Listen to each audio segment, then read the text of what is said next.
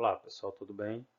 Na videoaula de hoje nós vamos falar sobre os principais conflitos armados no mundo, né? Que envolvem as guerras, as disputas territoriais hoje, ligados também à questão da geopolítica, tá? Para a sustentação teórica desse assunto, quero que vocês leiam o capítulo 5 do livro didático. Então, esses conflitos armados no mundo de hoje envolvem disputas com várias características, né? As guerras hoje elas podem ser a partir de um cunho territorial, busca de território, formação do Estado Nacional, que é o mais comum que existe. Essas guerras podem ser religiosas, como o conflito entre palestinos e judeus, né? Elas podem ter um fundo étnico, né? Podemos ter uma nação que não tem um território, né? Como é o caso dos curdos. Então, esse, essa questão ela gera, né, uma disputa territorial envolvendo diferentes etnias. É o caso da África também, né? Na África nós temos um conjunto de variedades étnicas, de variações de grupos étnicos, e esses grupos disputam territórios, né? Porque no processo de divisão do continente africano a partir da corrida imperialista no século XVIII, nós tivemos grupos inimigos colocados no mesmo espaço e a separação de tribos amigas, tribos étnicas amigas. Então isso gerou um caldeirão, né, de confusão, fez com que o continente africano fosse um barril de pólvora prestes a explodir. Tanto é verdade que as guerras no mundo, a maioria das guerras acontecem no continente africano e não na Ásia como nós imaginamos, tá? É muito comum que esses conflitos hoje ocorram nos estados frágeis, e a gente vai lembrar desse conceito no que nós trabalhamos no capítulo anterior, que é um estado frágil, nos capítulos anteriores. O que é um estado frágil? O estado frágil é aquele que tem instituições que não são muito consolidadas, e ao mesmo tempo são estados extremamente pobres, onde impera a violência e eles são controlados por grupos oligárquicos, que estão no poder há muito tempo. Então, estados frágeis são aqueles estados que têm um alto índice de percepção da corrupção. Eles ocorrem em regiões extremamente pobres e desarticuladas, onde a população não participa ativamente do processo político. No pós-guerra, esses conflitos, a gente diz que esses conflitos aumentaram, né? No pós-Guerra Fria. Por quê? Porque o mundo estava preocupado com o conflito leste-oeste. A partir do momento que houve o fim do sistema socialista, com a desintegração da União Soviética em 1991, parece que afloraram esses temas no mundo, né? Uma preocupação relacionada à afirmação territorial de algumas nações que não tinham territórios, disputas religiosas, os problemas ambientais. Por isso que muitos autores da geografia apontam que nós vivemos não uma nova ordem mundial, mas uma verdadeira desordem, porque quando houve o fim da Guerra Fria, nós tivemos a eclosão de diversos conflitos, né, de cunho nacionalista, étnico, religioso espalhado pelo mundo, notadamente por regiões da Ásia, da África, bem como da América Latina. Então, esse caldeirão de problemas que tem acontecido, essas disputas territoriais, religiosas, étnicas, tem levado o mundo a imaginar que estamos num processo que a gente denomina de desordem mundial, tá? Bem diferente do período anterior, onde nós tínhamos uma ordem estabelecida pelas duas superpotências. A superpotência capitalista dos Estados Unidos e, do outro lado, a superpotência soviética, né, com o seu sistema socialista. Tá? Então, os conflitos eles se intensificaram, a geopolítica hoje é outra no mundo, né, do pós-Guerra Fria. Nós temos cada vez mais conflitos localizados por questões relacionadas ao nacionalismo, questões de fundo étnico, bem como religioso, ocorrendo em diversos pontos. E aí esses conflitos eles envolvem alguns conceitos, né? Grupos que nós precisamos conhecer, tá? Muitos conflitos têm como base a atuação de grupos que a gente chama de grupos terroristas, né? E o que é o terrorismo? Terrorismo é uma prática política utilizada por muitos grupos, via de regra, associada à extrema violência, tá? Então, uma das características dos grupos terroristas é que eles associam as suas práticas a uma violência. É um homem-bomba, né, que coloca é, várias dinamites no seu corpo e sai para fazer um atentado no metrô, numa praça, num cinema, num teatro, num local de grande movimentação. Qual é o objetivo do uso da violência extrema por esses grupos terroristas? Chamar a atenção do mundo para a sua causa. esta causa podendo ser a busca por um território, né, a derrubada de um governo, que é considerado como repressor por esses grupos, tá? Então eles buscam a difusão de ideologias, tá? O grupo Al-Qaeda, né, tem ideologias, tem uma outra forma de pensar o mundo, né? A partir de uma questão religiosa. Buscam autonomia territorial, certo?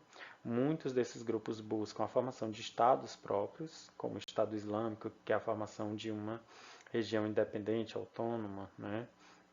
Eles atuam basicamente naquela região da Síria, do Iraque, do Irã, né?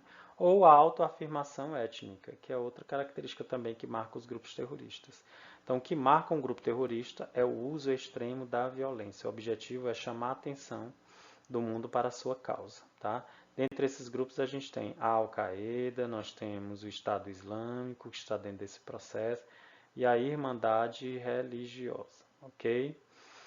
Nós temos uma atuação muito forte de grupos terroristas nos últimos anos em relação à geopolítica internacional. Quem não lembra, né, da guerra do Afeganistão foi provocada pela atuação contínua da Al-Qaeda, liderada por Osama Bin Laden, né?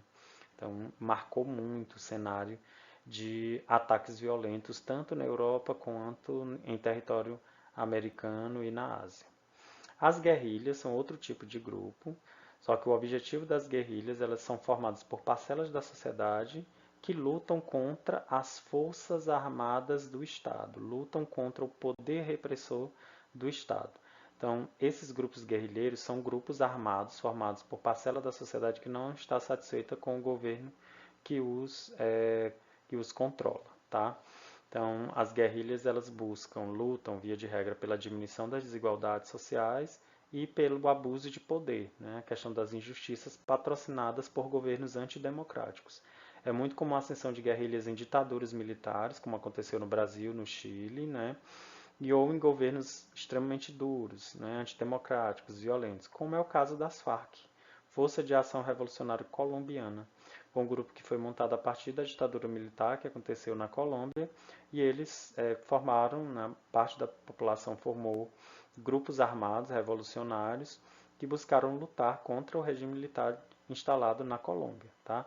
Esses guerrilhas também se reproduziram aqui no Brasil durante o período da ditadura militar, como a guerrilha do Araguaia. Então, grupos de guerrilha não usam da extrema violência como os grupos terroristas, eles lutam contra um Estado específico, contra o poder repressor do Estado, via de regra, em períodos de exceção, como períodos de ditaduras militares. Já os grupos terroristas, eles têm uma causa maior, eles querem a formação de um Estado, né? Eles buscam uma causa maior, uma unidade territorial, eles buscam difundir as suas ideologias e eles têm como marca o uso da violência extrema. Então, como nós falamos em guerrilha, nós vamos citar o exemplo das Farc, né? Força de Ação Revolucionária Colombiana, atuou durante muito tempo, né? Desde os anos 60 até agora próximo dos anos 2000 na Colômbia, né? E eles lutavam contra o regime de injustiças sociais, né? Foi um grupo armado formado por cidadãos, parcela da sociedade colombiana, que buscou lutar contra, né, a repressão estabelecida pelo governo a partir da ditadura militar, o governo colombiano. Para chamar a atenção às questões do país, eles realizavam sequestros de autoridades, diplomatas, pessoas importantes que estavam na Colômbia para chamar a atenção do mundo para a sua causa, que era a causa da Colômbia, né? Era o governo que era antidemocrático, né? Que governava sobre repressão, né, da maioria, com abuso também de poder, tá? Só que esse grupo das Farc acabou perdendo legitimidade junto à população nessa causa de derrubar o governo da Colômbia porque se aliou ao narcotráfico. E aí se aliou ao narcotráfico porque precisava patrocinar, de certa forma, esses grupos com armamentos, com a tática de guerra, né? Ao se aliar ao narcotráfico, esses grupos perderam o que nós chamamos de apoio político. Tá? As Farc não existe mais, ela foi totalmente dissolvida, não conseguiram atingir seu objetivo, que era né, derrubar completamente o governo, formar um Estado diferente, mas chamou a atenção do mundo para causas da Colômbia. Né? Eles conseguiram chamar a atenção de boa parte do planeta às questões que ocorriam na Colômbia, a esse abuso de poder patrocinado né, por governos colombianos durante o regime militar ocorrido no país. Outro exemplo de atuação de guerrilhas é o que ocorreu na África, especificamente em Angola. Em Angola, como a gente sabe, foi um país colonizado por Portugal, né? E aí, de 1956 até 2002, houveram intensas disputas dentro desse país, tá? Então, para lutar contra a colonização portuguesa, surgiram movimentos guerrilheiros que combatiam, né, a atuação de Portugal, né? Entre os grupos, nós temos o MPLA, Movimento pela Libertação de Angola, que tinha o apoio da União Soviética, e a UNITA, União Nacional de Independência Total de Angola, apoiado pelos Estados Unidos. Esses dois grupos, né, acabaram disputando o poder depois de 1975, quando houve a independência oficial do país, né, e eles estavam inseridos dentro da lógica da Guerra Fria. Né. O MPLA era apoiado pela União Soviética e a UNITA apoiada pelos Estados Unidos. Esses países, né, viviam, né, uma bipolarização, estabeleciam uma bipolarização no mundo, forneciam armas, né, armamentos para esses dois grupos, né, que passaram a disputar o poder em Angola. Isso estava inserido dentro da lógica da Guerra Fria, da corrida armamentista. Tá?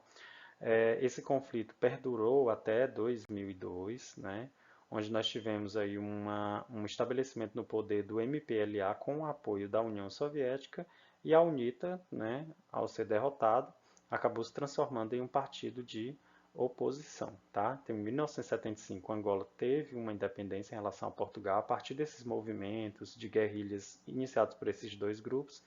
Posterior a esse processo de independência, os dois grupos passaram a reivindicar o poder, né? Passaram a disputar poder internamente. Então, passou a governar o país o MPLA, que foi um grupo que começou como um grupo de guerrilha lutando contra governos angolanos com controle português, e esse grupo acabou chegando ao poder, se consolidando a UNITA como um partido de oposição quando da independência, né?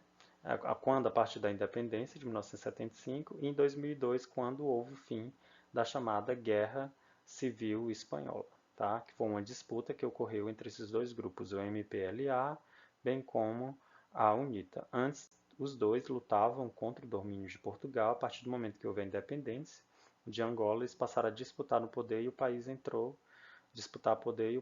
em uma crise, né, que só foi resolvida a partir de 2002. Tá? Uma disputa, portanto, de interesse, uma disputa também de um movimento ligado à formação de guerrilhas, que são movimentos armados que lutam contra a injustiça, a desigualdade social, que lutam também contra a dominação de um país sobre outro. Temos a questão curda também, que é extremamente interessante. O povo curdo é uma nação, e o conceito de nação está ligado aqui a um povo que tem uma cultura, tem um traço cultural, tem uma língua própria, tem costumes semelhantes.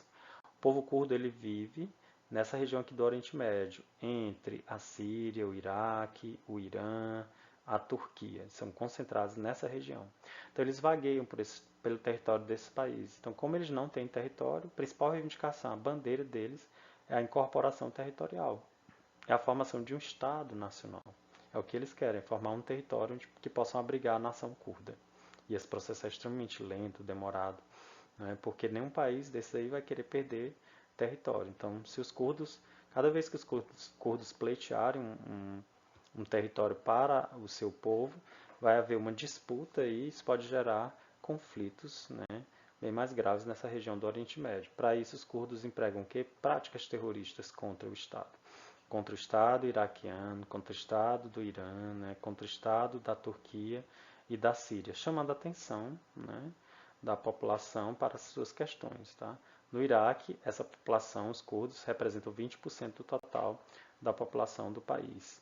E eles, né, como essa causa ela não é vista com bons olhos, porque vai significar na perda de território, a gente viu já na geografia que perder território é perder poder, né?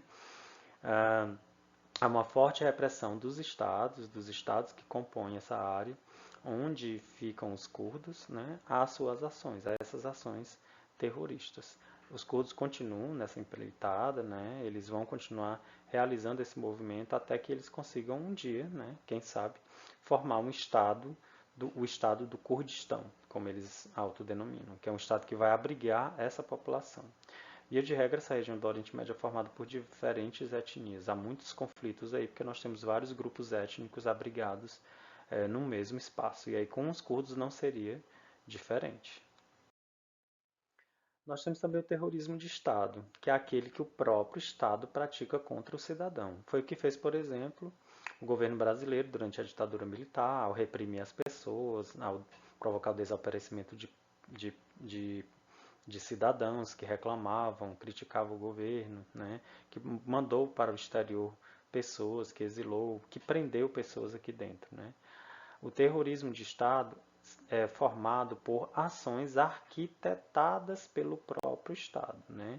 Com foco na repressão, que visam reafirmar o poder de um agrupamento social. Geralmente ocorre quando o governo não tem diálogo com a sociedade não participa diretamente das decisões governamentais. Via de regra, ocorre em estados antidemocráticos, onde a população não é ouvida, não é levada em conta em relação às decisões. Geralmente ocorrem quando há uma minoria que governa, há uma maioria onde não há essa sinergia, não há esse diálogo estabelecido. Então o Estado usa da repressão e para isso emprega o que? O aparato policial, as leis, né, legislação para poder realizar o que a gente chama de terrorismo de Estado. Um exemplo de terrorismo de Estado no mundo foi o Apartheid, que foi uma política que ocorreu na África do Sul. A África do Sul tem uma história ligada, desde a sua independência, a governos brancos governando uma maioria negra. Né? Então, dentro dessa lógica, os governos que se instalaram na África do Sul promoveram essa política que a gente chama de apartheid. O que é o apartheid? A palavra apartar quer dizer separar. Foi uma política de separação de brancos e negros. Né? Todos os espaços eram separados. Né? Se nós tínhamos uma praça, um espaço era reservado para brancos, outros para negros. No transporte, nós tínhamos a mesma coisa, assentos reservados para brancos e outros espaços para negros. Há igrejas de brancos e igrejas de negros, espaços delimitados para cada raça, né, ou etnia. E aí, nesse sentido, houve uma brutal confusão por conta dessa política do apartheid, porque os negros, que eram maioria eram subjugados aos interesses de uma minoria branca. Fora que essa política de separação não tem razão de existência, já que você não tem que conceder privilégios para um grupo ou outro em função da cor da pele. Né? Então, o que constituiu o apartheid? Foi uma política de terrorismo do Estado, legalizada, oficializada, né, na África do Sul, com legislação e tudo, que separava brancos de negros. Promoveu a discriminação a partir, né, do conceito de cor, de raça. Tá? Então, promoveu a separação de brancos e negros, era uma característica, espaços delimitados para cada uma dessas raças. Nós temos a ausência de uma política para negros, sendo que os negros eram a maioria na África do Sul, e o apartheid foi trágico em termos de consequência. Promoveu o aumento de desigualdades sociais, né, porque a população que era pobre, né, tinha uma escola de menor qualidade, tinha espaços que ela frequentava que não poderia interagir com a população branca, não participava dos espaços de poder, então não tinha como superar a condição de pobreza, de desigualdade, de marginalização que foi submetida durante muito tempo, inclusive no período da escravidão. E gerou também uma segregação espacial, espaços delimitados só para brancos e os guetos reservados para os negros, a periferia, as favelas, os locais mais insalubres e os locais mais privilegiados com amenidades para a população branca. Isso é um exemplo de terrorismo de Estado. O Estado promoveu uma repressão na África do Sul aos negros e uma imposição de uma lei que favoreceu a população branca. Para isso usou da coerção, da repressão, usando o aparelho policial e a legislação ao seu favor. Isso só teve fim quando vários movimentos surgiram, dentre eles o movimento liderado por Nelson Mandela, que acabou sendo um preso político e, ao ser libertado, se tornou o primeiro presidente negro da África do Sul, pondo fim à política do apartheid, pondo fim ao terrorismo de Estado instalado, né, nesse país. Além do apartheid, nós tivemos aqui no Brasil, no Chile, na Argentina, em vários outros países da América do Sul, a chamada ditadura militar. A ditadura militar é um exemplo de terrorismo praticado pelo Estado. Por que é um terrorismo de Estado? Porque o Estado vai reprimir aqueles que não concordam com o governo que está instalado.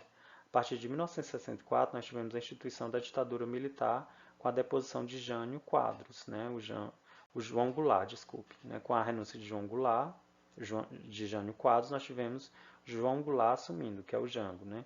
Quando o Jango assume o poder, ele propõe para o Congresso uma ampla reforma. Reforma política do sistema bancário, tributário, investimentos maciços em educação e em saúde. Quando o Jango propõe isso, o que acontece? Boa parte da sociedade, da classe política dirigente, entendeu que esse programa era comunista, né? Não aceitava essas ideias consideradas revolucionárias para a época. Então, o que aconteceu? Em março de 1964, houve um alinhamento desses setores com os militares, que acabaram depondo João Goulart, né? Acabaram tirando-o do poder e instalando no país o que a gente chama de ditadura militar, pois nesse momento quem passou a governar foram os militares. E uma das primeiras ações dos governos militares foi o fechamento do Congresso Nacional, que tinha como objetivo, né, cercear qualquer forma de denúncia da população ao que estava acontecendo, já que o Congresso Nacional é a casa do povo. Né? O Congresso ele é formado por deputados, senadores, que são eleitos pela população para ser a sua voz, né? Em relação ao governo, em relação às decisões que serão tomadas. Tá? E aí nós temos algumas imagens que mostram esse período, as características desse período. Olha, que a população pedindo, numa faixa abaixo, a repressão. Né? O Estado promovia uma repressão sistemática a quem não concordava com os governos militares. Ninguém podia criticar, porque existia o Ato Institucional número 5, que foi editado pouco tempo depois do golpe militar. Esse ato institucional previa prisão, né, a tortura de pessoas, exílio, né, a fuga do país, daqueles que criticavam, né, que se levantavam contra esses governos. Havia um cerceamento, houve cerceamento da liberdade de expressão nesse período. Inclusive, teve uma frase que se tornou muito famosa nesse contexto, que foi essa aqui: Brasil, ame-o ou deixe-o. Quem concordava com a ditadura militar seria considerado patriota, nacionalista, né? Estava ali antenado com os anseios do governo militar, seria bem-vindo. Então, ou você amava o Brasil, ou, se fosse um crítico ferrenho, deveria fugir, deveria sair do país, né, e morar em outro local. Por isso que é o uso do termo ou deixe. Né? Então, a gente sabe que numa democracia isso não pode acontecer, né? Que nós podemos ser críticos do governo, né? Não concordar e poder expressar a nossa opinião. Aliás, a crítica vai ajudar nesse processo de amadurecimento da democracia. Mas no período militar houve exceção. A Constituição foi jogada no ralo, né? As pessoas perderam a liberdade de expressão. Daí a existência de vários movimentos pedindo o fim dessa repressão, o fim da ditadura. E era muito comum o sufocamento de movimentos sociais pela polícia. O aparato policial foi usado para a repressão desses grupos. Isso é um exemplo de terrorismo praticado pelo Estado. É a violência que o próprio Estado pratica contra grupos. Dentro desse contexto é muito comum surgirem guerrilhas, né? Grupos armados que passam a lutar contra esse abuso de poder do Estado. E aqui no Brasil surgiu uma guerrilha, a guerrilha do Araguaia, né? Foi muito famosa, onde muitas pessoas acabaram lutando contra a ditadura militar brasileira. Muitos foram mortos, desapareceram, torturados, foram presos políticos. Então, a ditadura militar ocorreu no Brasil a partir de 1964 e foi até o final dos anos 80, só finalizou com a Constituição de 88, né? Ocorreram nesse período prisões sem julgamentos e assassinatos, muitas pessoas desapareciam, eram presas ao bel prazer dos interesses do Estado. Então havia uma repressão sistemática, né? E uma luta contra esses grupos organizados que criticavam o regime militar e o domínio dos militares na política brasileira. Houve um cerceamento da liberdade de expressão, não se podia falar o que pensava, criticar, né? Por isso que a gente valoriza tanto a democracia, né? Porque na democracia, mesmo achando ruim algumas questões, você ainda pode falar, criticar, levantar-se, né? Ir às ruas. E num período de exceção, como esse, ditadura militar, onde há o terrorismo do Estado instalado, nós não podemos ter esse direito, essa liberdade. Ela é retirada. E aí a gente fica sem ter a quem recorrer. Houve fechamento das casas legislativas, congressos nacionais, assembleias, câmaras municipais, foram fechados porque o objetivo era calar, né, a voz da população. O objetivo era fazer que o Estado, né, fosse único, o Estado fosse governasse com mão de ferro a partir da figura do presidente, do governador, dos prefeitos, sem ouvir a população, sem ouvir os deputados, senadores, bem como vereadores, deputados estaduais, que seriam a voz da população junto a esses governantes, né? E aí foi caracterizado esse contexto como um período em que havia uma falta de controle social sobre atos do Estado. Houve muita corrupção, houve muitos desvios, abusos relacionados aos chamados direitos humanos, né? Tudo isso foi praticado, né, à luz de todo o dia a dia, aos olhos de todos, mas nesse período, como ninguém podia, era muito complicada a denúncia desses fatos, já que muitas pessoas eram presas, duramente reprimidas pela ação, não é, do próprio Estado. Então, a prática terrorista não parte apenas de grupos, ela pode partir do próprio Estado, ela pode ser institucionalizada, com uma legislação, inclusive com pessoas defendendo isso. Foi o que aconteceu no Brasil dentro desse contexto aí. Né? No período de ditadura, houve a instituição do terrorismo, que a gente chama de terrorismo de Estado, onde houve um abuso da repressão e da violência contra cidadãos comuns que se levantavam, que se criticavam ou que criticavam os governos e as ideias propaladas pelos governos militares.